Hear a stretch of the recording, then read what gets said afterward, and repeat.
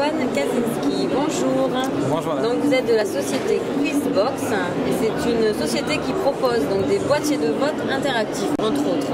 Voilà, alors expliquez-nous un petit peu en quoi consistent ces boîtiers de vote. Donc, ces boîtiers de vote, ils ont été créés par la société Next Media en 2001. Donc on a notre propre équipe de développeurs. C'est donc le logiciel est 100% français, on maîtrise tous les développements. C'est ce qui fait de nous aujourd'hui les leaders du marché. Parce qu'on propose un logiciel simple et on écoute beaucoup nos utilisateurs. Très bien. Et donc vous êtes implanté essentiellement sur le supérieur, vous me disiez, la formation continue. Côté éducation, on est très présent dans le monde supérieur avec les facultés, les écoles d'infirmières. J'ai commencé une histoire fabuleuse. J'ai commencé à présenter à une école d'infirmières Quizbox et depuis là on équipe plus de la moitié des écoles d'infirmières de France, les écoles aides-soignants, sans oublier les BTS, les IUT, donc les écoles paramédicales, kinés et toutes les facs possibles, écoles de commerce aussi. Donc ça c'est plutôt ma partie éducation, mais Quizbox est surtout présent aussi dans le monde des entreprises, des centres de formation. Mais je vais quand même citer le plus gros contrat de Quizbox qui est 750 000 jeunes de 17 ans passent l'examen de la JDC, la Journée de Défense Citoyenneté, donc dans la caserne militaire. 750 000 donc passent chaque année avec les boîtiers Quizbox l'examen de français.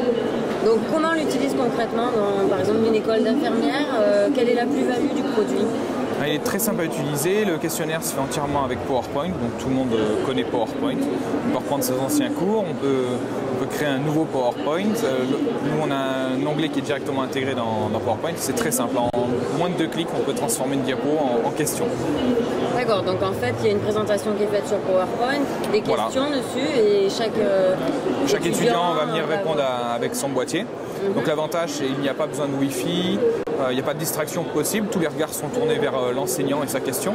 Donc tout le groupe va réfléchir ensemble, donc c'est vrai que c'est la pédagogie du questionnement finalement, on pose une question, les gens réfléchissent, on les rend acteurs de la formation, donc tout de suite le pic d'attention remonte. Donc il y a plusieurs techniques pédagogiques, soit on peut poser ces questions en début de cours, voir ce qui a été vu la veille, voir ce qui est retenu après la nuit. On peut avoir quelques diapos de cours et puis de temps en temps poser une question, comme ça les étudiants ne s'attendent pas à la question, donc ils sont toujours, encore une fois, ce seuil d'attention est maintenu, ou alors à la fin du cours pour voir si sa transmission de connaissances est bien passée. Alors c'est vrai qu'aujourd'hui on parle beaucoup des smartphones. Oui. Donc est-ce que vous n'avez pas peur que les smartphones gagnent du marché? Il y a eu un élan il y a quelques années sur la tablette, mais là sur le salon de l'éducation, je rencontre beaucoup d'enseignants qui recherchent des solutions où on n'a pas besoin de Wi-Fi, pas besoin du smartphone, pas besoin de la tablette. Mais quand bien même, je veux dire, nous... Pas besoin de problème de compatibilité. Voilà, ou un Wi-Fi qui crache, ou un outil de distraction avec Facebook et autres. Mais quand bien même, nous on peut faire une solution qui marche sur smartphone. C'est-à-dire, pourquoi pas imaginer une télécommande virtuelle sur le smartphone. Dans ce cas, ce serait une solution hybride, couplée avec d'autres boîtiers dans la salle, mais les regards sont quand même... tout est embarqué dans la question et vidéoprojecteur avec l'enseignant. Et c'est très léger, très petit. Voilà, c'est la taille d'une carte de crédit. Voilà. Il ne faut pas oublier aussi que ça c'est la partie animation de Quizbox, c'est-à-dire qu'on pose des questions, les gens répondent, j'ai des résultats en temps réel, donc l'enseignant lui prend le pouls en fait en temps réel, donc il peut revenir sur la connaissance ou si c'est acquis passer à la suivante. Et côté étudiant, il s'auto-évalue avec les résultats qui sont en direct. Est-ce que je suis dans les 90% qu'on juste, est-ce que je suis dans les 10% qu'on faux.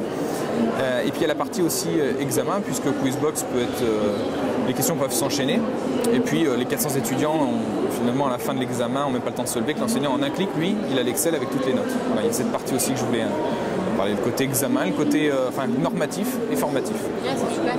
Très simple. Et après, donc, on peut parler un peu de l'avenir. Quelles sont les évolutions que vous souhaiteriez apporter au système, au logiciel?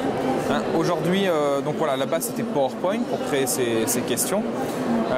On vient de lancer récemment Quizbox vidéo, c'est-à-dire que ça permet de rendre n'importe quelle vidéo interactive. Vous avez une vidéo de 20 minutes, une vidéo de 5 minutes, d'1h30, vous pouvez la rendre interactive de la même manière. Les gens vont venir répondre au boîtier à votre vidéo. C'est le même principe de pédagogie, mais avec une vidéo derrière. Très bien, on a toutes les infos utiles, peut-être un site internet où on peut vous retrouver? Voilà, vous pouvez nous retrouver sur quizbox.com. Donc toute l'équipe Quizbox vous attend, on est tous fiers de vous présenter notre solution et contents de travailler avec vous. Voilà. Merci, on espère rester leader.